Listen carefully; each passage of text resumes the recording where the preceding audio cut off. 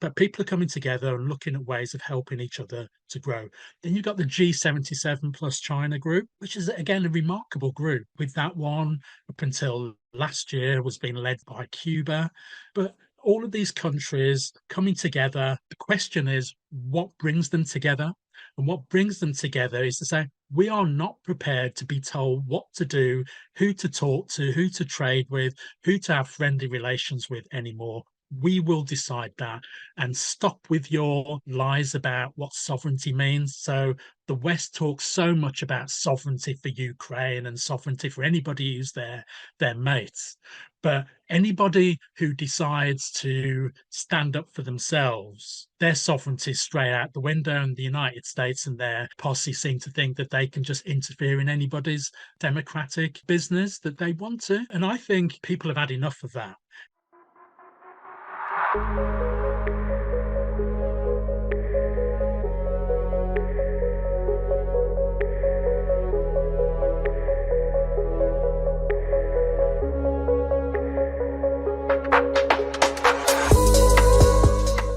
Hello, everyone, and welcome to the Global Majority for Peace podcast. I'm Ileana Chan, and my co-host is Fiona Edwards. This podcast is brought to you every week. We discuss with special guests from across the world our mission of building a global movement against the US-led war drive against China, Russia, and countries in the global south. Before we get into a very important conversation with our very special guest today, please subscribe, like, post, comment, share, and all the links are down below. And if you appreciate our work, please become a patron on our Patreon at Empire Watch. Your support is vital to building this movement. Thank you. We are really excited today that joining the Global Majority for Peace podcast is Roger McKenzie. Roger is the international editor of The Morning Star, which is the only English language socialist daily newspaper in the world. He is a former assistant general secretary of the trade union Unison and a long-time anti-racist organizer. He also has a new book out, which is called African Uhuru, The Fight for African Freedom in the Rise of the Global South. Roger, we're so delighted to have you on the show. No, I'm the one who's delighted. Thank you. Yeah, thank you so much, Roger, for coming to the show. And let's just get into it with your book, your new book, African Uhuru. I have it here. I really love this cover. Could you tell us why you wrote it and speak to the main themes of the book? Well, I wrote it so that a very talented person could do that front cover, which I think is selling the book, really, because it's a really superb piece of work, I think. The reason that I wrote this book, and Uhuru means freedom in Swahili, was because a number of reasons. Firstly, I was really fed up with this notion that goes around the labour movement for years, which is like all these black people just kind of appeared in Britain and were a blank sheet of paper and had no experience of organising anything, really. And we had to teach them how to do it. And I just got really fed up of this because certainly people in my family, loads of people that I know come from people related to people who organised in the anti-colonial movements, but also way beyond that, as well as organising within trade union movements across the British colonies, were also related to, ancestors of people who organised against enslavement as well. So all of these things kind of came together to make this one big point. And that one big point is the importance of collective organisation and the importance of people coming together to make a difference, that you can have individual acts of resistance against racism, against enslavement, against colonialism, and so on, and against the colour bar in this country and all the things that we've seen in this country that, acts of racism. But in the end, what this book really emphasizes, I think, is the importance of collective organization. So people coming together in these, what I call communities of resistance, to make a difference with comrades who are white, who are sympathetic to the cause. Because what is also clear is that there's simply never been enough black people on our own to be able to make a difference to racism across the British Empire.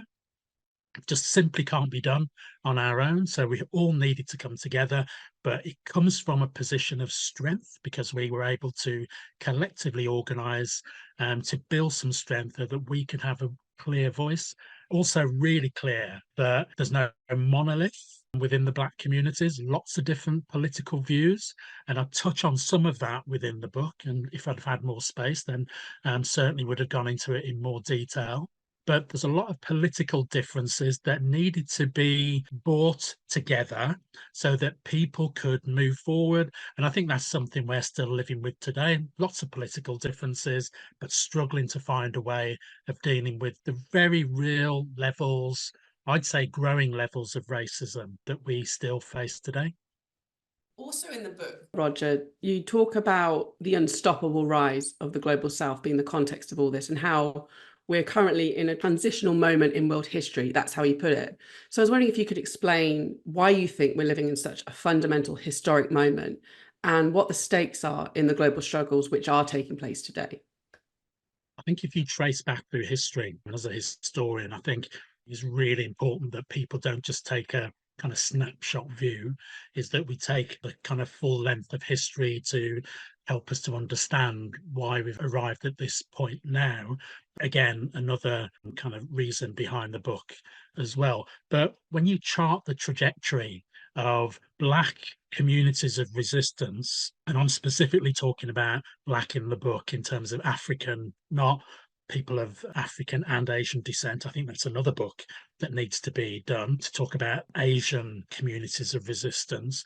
But when you chart that trajectory, you'll see that there's a trajectory upwards. Now, when I say upwards, I don't mean that everything's great or that we've reached a position where everything's wonderful and I can walk down the street and not be spat on or sworn at or whatever, because sadly that still happens even to me as a 6-foot Black man with locks and stuff. I still get abuse in the street from people, so this is not a rarity. But when you chart it on a local, regional, national and international basis, I think you'll see a kind of growing level of confidence amongst Black people. But what you'll also see is that people learn the lessons. People of African descent learn the lessons of what went before. So when we look back, we'll see, well, the Americans, they just exploit us. When they come to Africa, what they do is that they tell us what to do. And that doesn't just go over people's heads. People learn from things like that. So when you learn on that kind of international basis about the way that people treat you and the forms that those treatments take, nations learn from it. And that's why I think we're seeing some of the things we're seeing internationally today. But when you take it to a local level, individuals also see it as well. I was talking to my brother actually about this the other day. We were just chatting and we were saying, people must think we're stupid that we don't see racism because they're able to put a little different face on it. And they think that we can't see the little kind of eye twitch or the kind of little body language shift in the way that people talk with us. And, I'm over 60 years old. I've been dealing with this stuff for more than 60 years. Of course, I see it. My brother sees it. And lots of people who are not necessarily political see it as well. But what we do is we learn from it. So you learn from it at all these different levels, and you learn to recognize it, and you learn to identify strategies that are going to help you to be able to deal with these things. And that's what I point out in the book about how these things have been dealt with at different levels, including the international, the transnational level as well. Just to expand a little bit further into the international level of this issue, in your book, you also discuss the non-aligned movement, which was established in 1955 at the Bandung Conference in Indonesia. Out of that came a 10-point pledge against war and for the promotion of mutual interests and cooperation. The non-aligned movement focused on the need for further decolonization, promoting nuclear disarmament, and the anti-apartheid movement. It was a time of great promise and potential, but unfortunately, it didn't achieve its goals. Now, today, I think there is a sense that there is a new mood in the global south on the international stage. In your opinion, are we witnessing the start of a new non-aligned movement? And if so, or if not, either way, I want to hear your insights into that, but also, what can we actually learn from this historical precedence? I think we're seeing the start of a more multilateral world. And I kind of take a step back from the use of the multipolar description, because multipolar implies that there's different poles. And I was kind of convinced of this by a comrade from Cuba, actually, who said, well, the Cubans were looking at this and they were quite impressed by the notion that we have, there's not somebody who places themselves as the leader, but that people are finding new ways of working together. And I think that's a lot of what we're seeing now, because the non-aligned movement is still around. I mean, a lot of people wouldn't know that, really, because it didn't do very much, I don't think, but it's still there and it needs revitalizing for sure. But I think there's also some other really, really interesting multilateral bodies that are emerging. And I think some of the ways that they work is really, really interesting. And future things that I'm going to write about are going to talk specifically about some of these things. So obviously you've got the BRICS, which everybody's talking about. So Brazil, Russia, India, China, South Africa, and the new kind of 4 or 5, depending on whether Saudi Arabia decides that it's in this week or not. You've got all of those new ones. So Iran, Ethiopia, UAE, all these new countries that have joined. But more importantly, tens of others who are wanting to join. So why do they want to join? Because they see something different taking place. They see countries coming together, not in the usual military kind of alliance, so like your NATO thing, or the EU, which is increasingly a military alliance now, or the G7, which enforces trade by military means. So you've got all of that taking place. Really interesting that it's also about non-interference in each other's internal affairs, because if you look at those countries, you've got some really diverse groups within them. You've got the politics of somewhere like China, which is, I think, do remarkable things for the global majority. And of course, China really sees itself as being part of that global majority, part of the global South, really. And I think that's great. But you've also got India, not progressive in any shape or form whatsoever, but keen to be part of that group and keen to play an important role. You've got Russia, who are under attack, and I don't particularly agree with the kind of nationalist politics of Russia, but they shouldn't be attacked and interfered with, and certainly shouldn't be surrounded by a NATO alliance which is seeking to spark a war with them. So you've got all that, and you've got kind of social democratic kind of wishy-washy kind of Brazil thing that is taking a really difficult line over things like Venezuela at the moment. So you've got this mishmash of things, plus real difficulties in terms of how these groups should be able to relate together. But the thing that they're really clear about is that there will be non-interference in the internal affairs of each country. And I think that is so, so important. So that's a basis on which you can come together to look at how these countries can grow.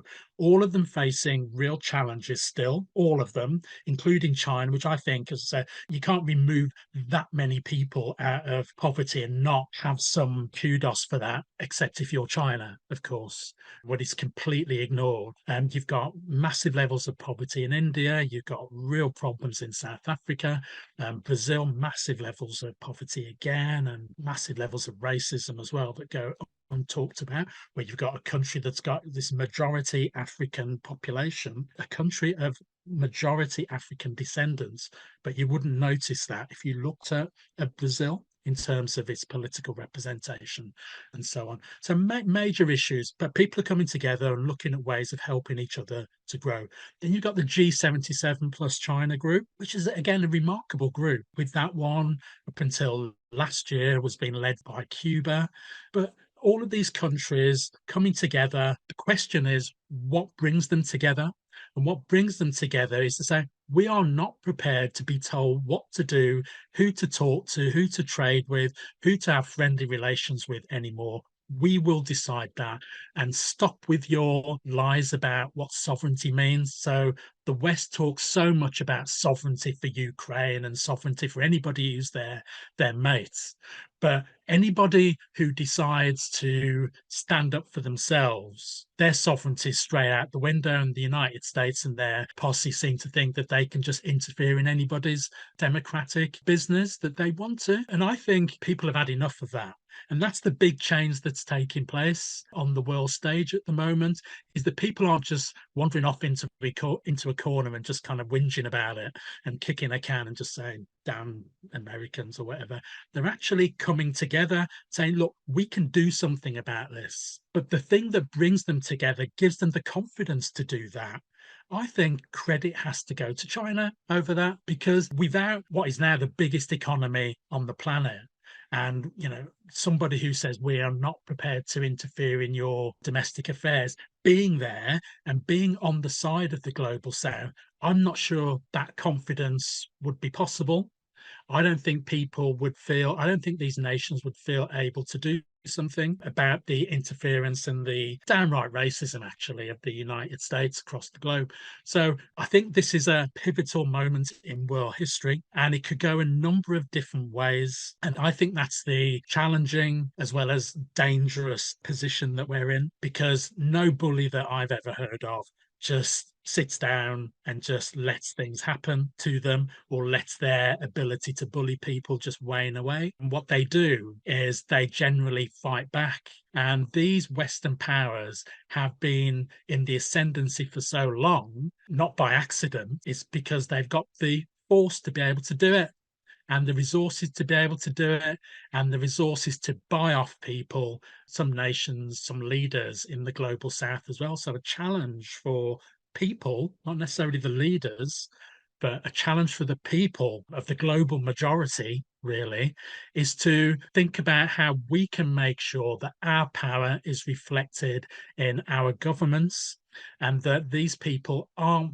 being bought off. And if they are being bought off, that we can remove them from the power that they have. And I'm really interested in some of the things that we're seeing around Africa in particular at the moment, where some of these leaders are being challenged. On the Sahel, for example, I think it's really interesting that some of these uprisings against some of these corrupt leaders are taking place. And frankly, I don't think we've seen the last of these yet.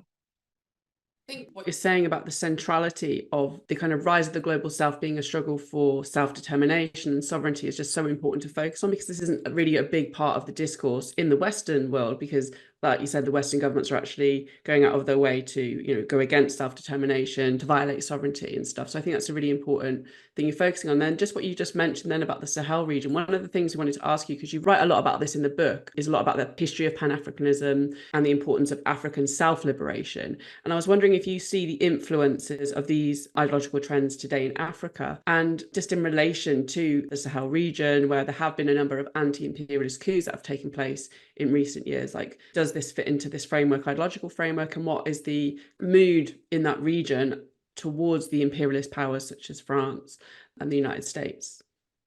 Certainly France, they're on the way out, thankfully, about time. And I think the mood shift in recent years in particular has been really profound, actually, in terms of the way that France have been outed for the way that they've behaved. I mean, you can't have a situation where, I think it was Niger that provided all the uranium for France to be able to have cheap electricity and nuclear-powered electricity. And yet Niger was one of the poorest nations on the planet. And now what we're seeing, once now France have been kicked out, the second fastest growing economy in the world is Niger. That can't be an accident, right? The fastest growing is on the other side of the planet in South America, where oil has been found. So people are recognizing this stuff. And they look at Niger and they think, well, hang on a minute, they've still got problems, they've still got difficulties, but they're Nigerian difficulties and Nigerian problems to sort out. They're nobody else's, right? What they need is a fair run to be able to do it. And when you look at somewhere like the Congo, obviously not Sahel, but the West relies on the Congo for us being able to have this conversation, frankly, because it's components that make up computers, that make up watches, that makes up, of course, aeroplanes, and of course, military hardware that are found in the ground of one of the mineral richest countries on planet Earth, Congo. But you look at the people in the Congo and they are struggling to survive, right? So they're not stupid and they can see what happens elsewhere. They look at Niger, they look at Burkina Faso, they look at Mali, and they see that people have removed these colonial rulers out of their way. And at least it gives them a chance to be able to do something, to make a difference. Now, one of the blockages in all of this, of course, are some of these rulers that are more interested in being bought off. And that's what I'm saying about the way that people need to be supported in developing, in helping to set up and support revolutionary movements that are going to make a difference. But I've no doubt that we've not seen the last of these changes taking place across Africa, but also I'd say across other parts of the global south as well. One of the difficulties is the way that places like the United States also see what's going on, and they will jump in and finance uprisings to suit themselves in places like Bangladesh, which we saw recently as well. So, I mean, Hasina, the ousted prime minister, was really clear. The United States threatened her, and we're really clear about this. Before that, we saw Imran Khan removed from Pakistan. It's no progressive, but it's Pakistan's problem to sort out. And what are the United States doing, interfering in Pakistan? Well, it's a strategic place for them, but it's none of their business, right? So I think we're seeing something really interesting happen. I think we're seeing the power of the United States wane. I wouldn't go much further than that to say that it's been defeated, but I think we've seen it wane. And I think I see it reported in some of the wires when I'm writing for the paper, the United States turns up at a conference, with really senior people in different bits of Africa or South Asia or something to a conference, and because they just see it as strategically important, not because that they really give a monkeys about the people there. They're quite happy with the cheap labor. But I think the Belt and Road Initiative of China has really helped people to see what can be done, because they see a country like China coming in and saying, what can we do to work together to help each other? Zero win-win kind of situation. Whereas the United States come in and they say, well, we're going to take the resources out of your ground, we're going to do this, we're going to do that, and you do it, or we're going to destroy you. And that is the difference. And people aren't stupid. People are saying right at the beginning of this that people learn from what happens, and countries learn from what happens, individuals learn from what happens. Well, people can see this, and I think they've had enough. And people are learning the lessons of that history, but most recently, what they've seen around the Sahel region as well, I think is quite profound, the kind of position that we're in. But it's a dangerous position, and people need to be united and work together to make sure that the influence of the United States is removed, because it is them really as the kind of lead sheriff of their posse running around the world telling everybody what they can and can't do. Yeah, I mean, you've talked a lot already in this conversation about racism and how it's linked to colonialism and imperialism. It's really a core characteristic. But there's still a disconnect. I mean, not in your conversation. There's still a disconnect with the general public. I mean, I think I used to live in the States, and now I'm living here in the UK. There's a stronger, maybe anti-racist movement that has grown in these countries, perhaps in some ways with Black Lives Matter, but there seems to be a lack of conversation around the links between racism and imperialism and colonialism. I think here in the UK, with the riots that we've been having recently, we can very obviously say that racism is not over, obviously, but how do we actually build an anti-racist movement as we respond to this, like, sort of daily barrage? Like, how do we build a genuine anti-racist movement that's also takes into account an internationalist peace movement? I think that's a really, really important question. Let me relate it to the movement to support the Palestinians in Gaza and the West Bank at the moment, because I think it's a similar kind of issue that something bad happens, something big happens, we're all mobilized mobilized as a left movement to march and to have meetings and rallies about it. But what happens when the urgency's gone? And I think that's a real issue with this. So we get just shy of 1 million people marching for the Palestinians in Gaza, quite rightly, right? What happens when, as it will eventually, I know it's hard to see beyond the terrors of what's happening at the moment, but what happens when the killings stop? Would we have built a movement? How can we turn all of these hundreds of thousands of people who are marching every week into a movement for real and radical change? And that's what I see as being one of the difficulties that we had with, for example, the Black Lives Matter movement. I was pretty unpopular at the time for saying that I was really quite sick of turning around and tripping over people taking a knee, and you couldn't move for people who you knew did nothing about the racism that they saw every day, taking the photo opportunity by taking a knee.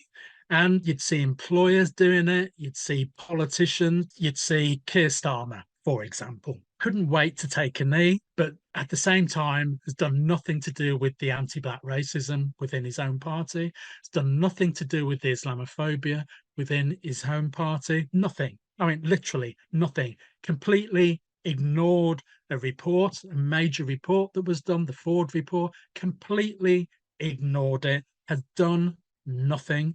Right, and we're supposed to think that he was interested in anti-racism because he took a knee. And this is what we see all the time, I think, with a lot of these movements. And I think it's time that we look beyond. I think we still have to deal with, George Floyd gets killed. We must demonstrate. Of course we must. Stephen Lawrence gets killed. We must demonstrate. We must build a movement around it. But it's got to be something more than a moment. It has to be, right? And I don't think we've worked out yet how to move beyond the moment to the movement. I think we have to march and I think we have to have rallies, but we also, I think, have to think about how we can get some politics into these things. What is the actual cause of racism? Where does it come from? So I don't think you can deal with anything unless you understand the roots of it. You can't deal with sick plants without, going to the root of the problem and treating that. But we never do that because we're always, we just got to do the next rally, we just got to do the next march or whatever. And I do get that. I'm absolutely not criticizing people who do that. I've done all that myself and I do that myself and I take part in those marches and rallies as much as I possibly can. But we've got to do something else. We've got to find a way of injecting the politics into it, because I firmly believe that once people start to understand where this racism has come from, the roots of racism, then I think you've got a chance then to start understanding what needs to be done. And I've been really pleased to be working with organisations like General Federation of Trade Unions, the Marx Memorial Library, and thinking about this with other folks about what is it that we can do. I mean, the book that I wrote is part of a series. It's about decolonizing the labor movement. So you can have all these bloody phrases as much as you want, right? But actually, what does that mean?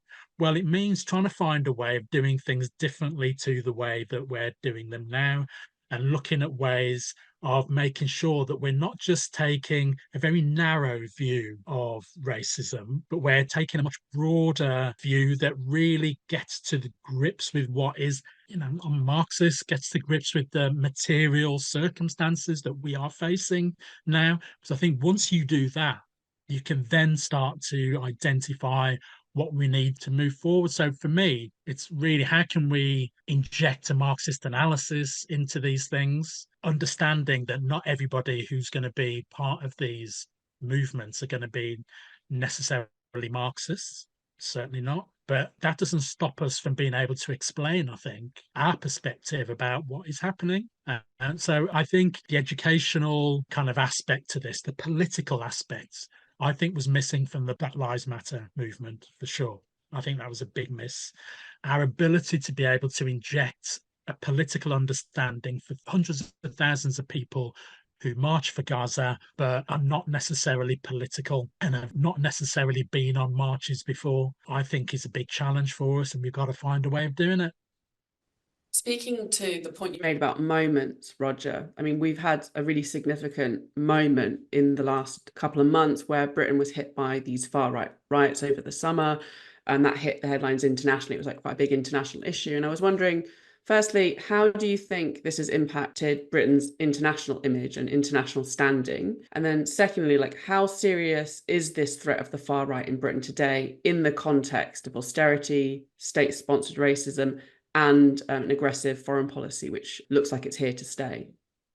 I think how it's affected Britain's reputation internationally depends on where you are. Internationally, if you're in the global south and been on the receiving end of this racism for years, then it kind of confirms what you already thought. If you're from the Caribbean and you've been hearing about what's been going on around Windrush, and if you're from pretty well anywhere in the global south and you're hearing about these vans that they sent around this hostile environment thing, then that all kind of confirms what you already thought about it.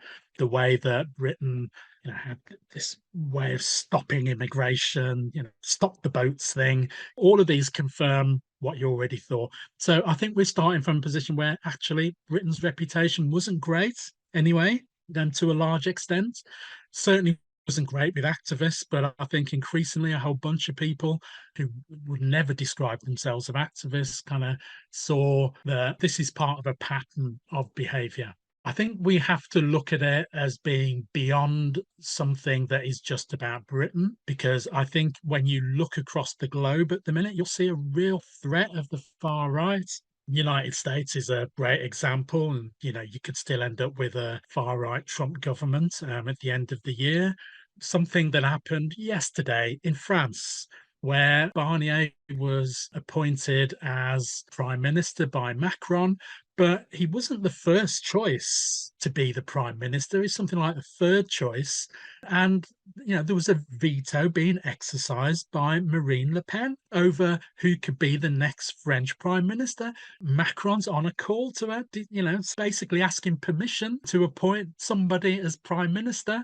So, you've got a problem in France. You've got a problem in Italy. We've got earlier on this weekend where we had the AfD winning the most votes in a German region, Thuringia, and being just shy of the top spot in, was it Saxony or somewhere? So you've got a real problem, never mind other places around. But for us in Britain, then we have to do what we've always said that we've had to do, and that is build the movement that's going to make a difference to working class people.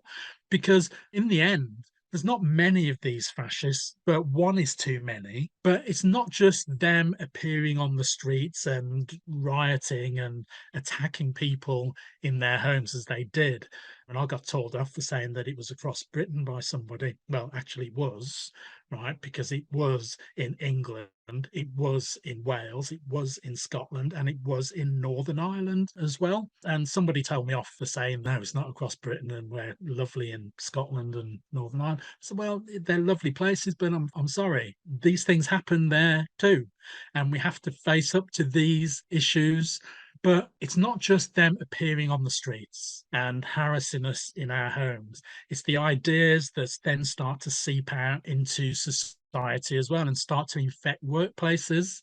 So one of the areas that we need to do is to look at what is it that we can do to make sure that trade unions are not just kind of outsourcing their anti-racism work to somebody else to do, but are actually doing it themselves, are challenging employers to make sure workplaces are fair, and a challenging racism within workplaces as well.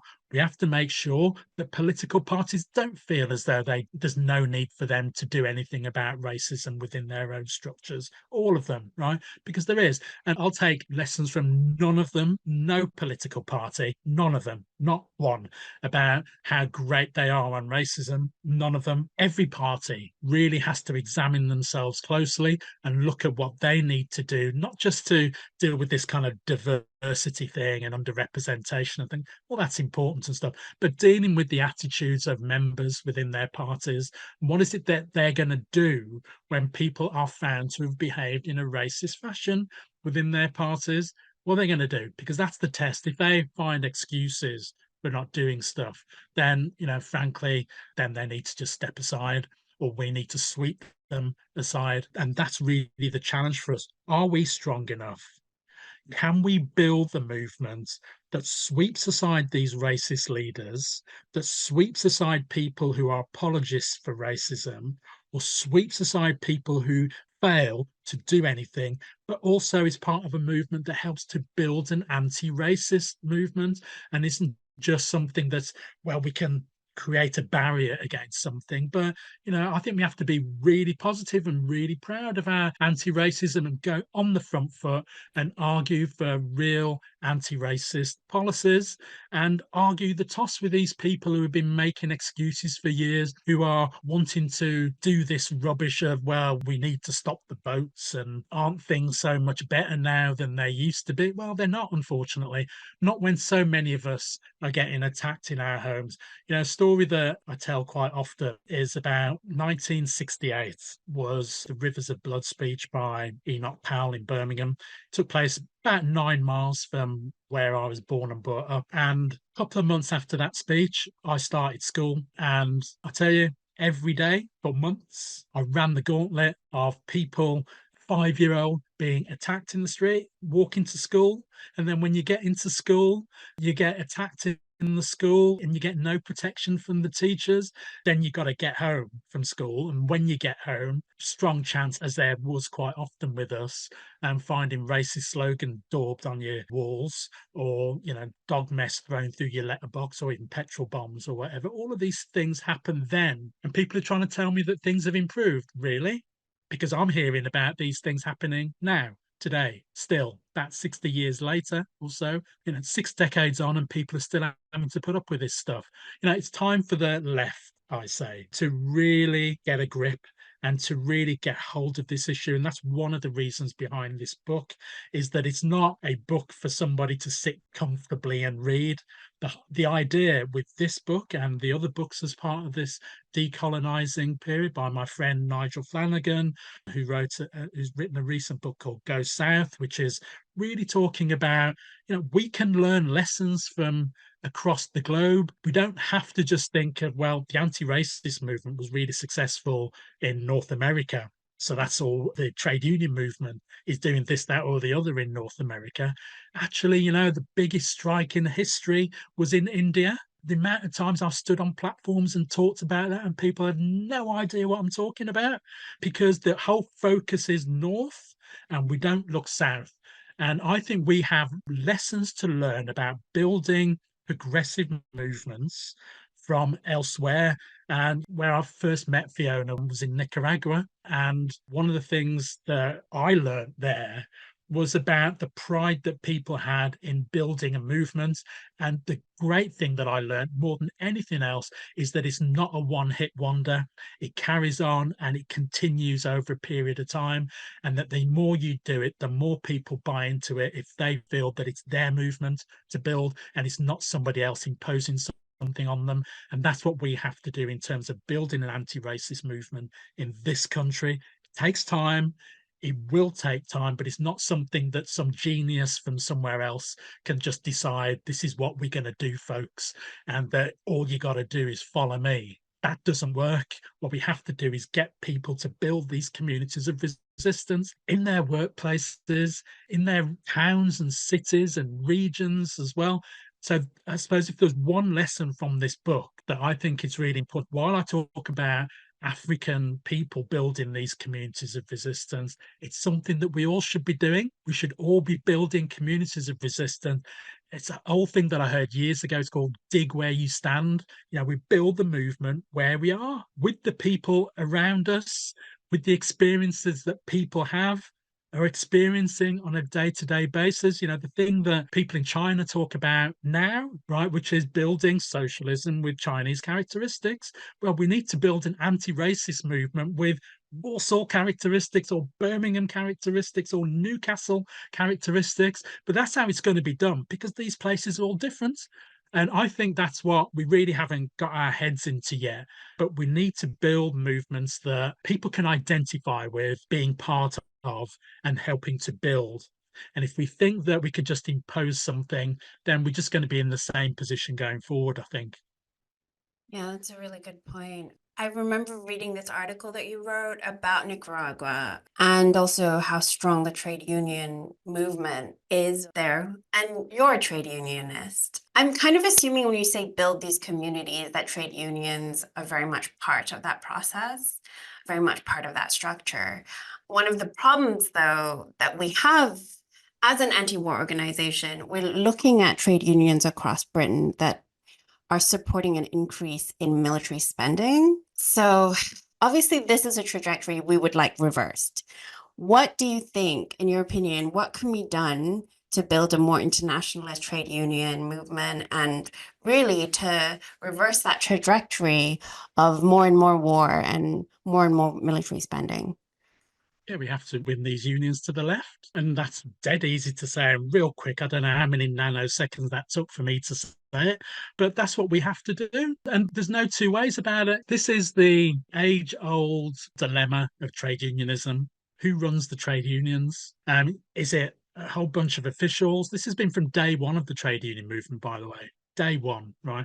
Who runs the union? Is it a bunch of officials or is it the members? Now, if it's the members, you can't just assume that all the members are, kind of on the left and progressive because, we're not all born that way, right? We learn and we grow, hopefully. So we've got to find a way of building those cadres. Maybe we could call them, I don't know, communities of resistance within unions, wherever they are. And I've seen it within unions where from small groups of people, you can affect some pretty big change.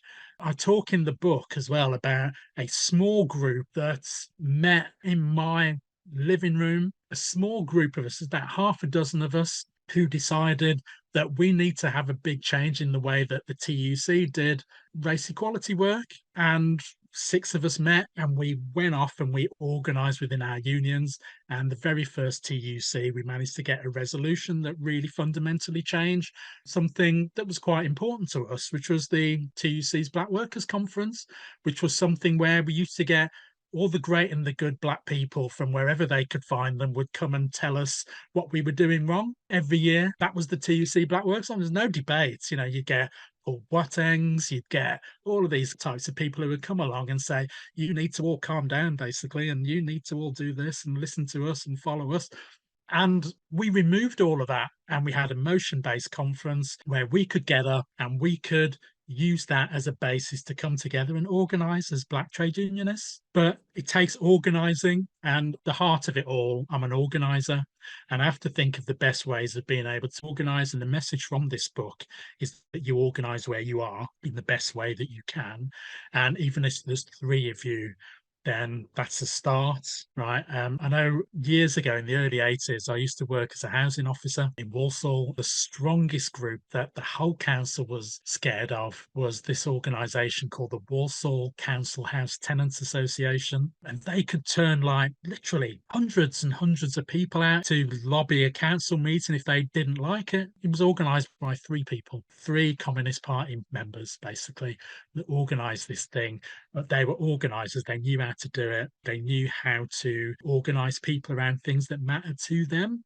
And they really tried to develop some politics around it as well. So it wasn't just a bunch of angry people turning up. It was people with an objective and people who understood why they were there and why the decisions that were taken had been taken.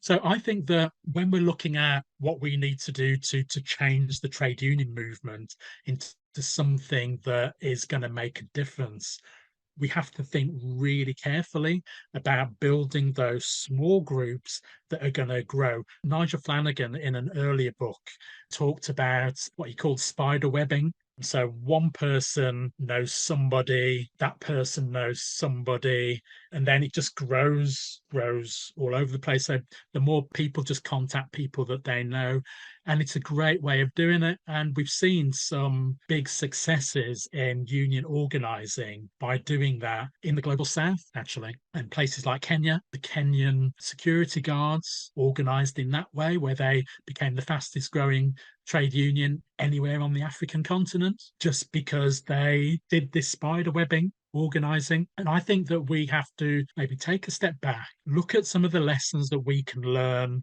from elsewhere, because They didn't just change in Kenya and elsewhere that I've seen. They didn't just change so that they could be big and important. They changed their unions so they can make a difference, and that they injected some politics into that. And I think that's what we have to do. Most trade unions in Britain are not political at all, unfortunately. And that's quite deliberate. Been in the leadership. I know what goes on. It's quite deliberate not to have them as political. But I think that that must be our goal, because it's not change for change's sake. It's change so that there can be a fundamental difference in the way that unions behave and act and represent their members. Absolutely. And just touching upon your point around like looking internationally for inspiration, I thought it'd be really good to sort of end on a bit of a high note in terms of you recently went on a trip to China. And I was wondering if you could share any experiences about that trip and what are some of the biggest misconceptions about China in the West? And also something you touched upon earlier in the show, but what did you learn about China's relationship with the global South and how this differs with the global South's relationship with the imperialist global North? I've been really, really lucky that I've been to China twice this year, and both times just incredible place. I mean, I grew up with stories of China in real poverty and starvation, and so on. And what I saw was a really confident country. But I also saw people who were really proud of their country and really proud of the Communist Party of China as well. And that for me was just really, really important. I saw wonderful technology. I could speak anywhere, do what I wanted. And all the things that I was hearing before, and oh, they're going to stop, you're going to a really repressive place. They're not going to let you do anything, speak to anybody you want. And you're a journalist, how are you going to handle that? I said, well, part of me going was that I can speak to and write about what I want. And I did. Nobody stopped me from writing anything that I wanted. Nobody stopped me on either trip from speaking to anybody. In fact, it would have been really difficult for them to stop people talking to me, because for whatever reason, people really like my dreadlocks. So people wanted to come up and chat and have pictures took and all of this sort of stuff. But one of the biggest impressions that I had was we went to Xinjiang on the second trip, and we spent the whole time around the Xinjiang region. And China has had a lot of criticism, absolutely unfounded criticism, for allegedly undermining, repressing kind of minority groups and so on. Well, for a country that is supposedly repressing minority groups, they spend an awful lot of time celebrating those minority groups. And that was the biggest thing that I saw. Every single place that we went, there was like another festival. Now, somebody will tell me, yeah, but they put this on for you, especially Roger, because that's the way that, it's just utter nonsense. There was a wonderful, wonderful feeling of this is our country and we are able to celebrate our religion in the way that we want. And China's really clear. Religion is a private affair and you can celebrate it and they will provide the space for you to do it. What is really clear to me, though, about why China gets the abuse that it does around Xinjiang in particular, it's entirely political and it's economic. But Xinjiang borders, like, I think it's 8 different countries or something. And China wants to expand westwards in its economic trade relations. And actually, all of this links to BRICS as well. But also, that west part of the country is the part of China that is still the poorest of China. So the more that trade that comes in the west part of China, the richer the west part of China has a chance of becoming. So you just bring more wealth into the country. So it makes sense for China to do that, expand westwards on so many different levels. So the United States, when they look at this, they think, whoa, hang on, we've got our full spectrum dominance, which is about protecting US companies and their access to as many markets as they want. And we will defend these countries in the land, air, sea, space, whatever, economically, military, propaganda-wise as well. So when you look at that map of Xinjiang and look at where the trade goes to, you can see that those nations are part of the future, and China is a big part of that future. So for the United States, they just need to block that, basically, because this is the very first time that their economic dominance, their transnational economic dominance, has been challenged. In fact, it's already been surpassed by China on many measures.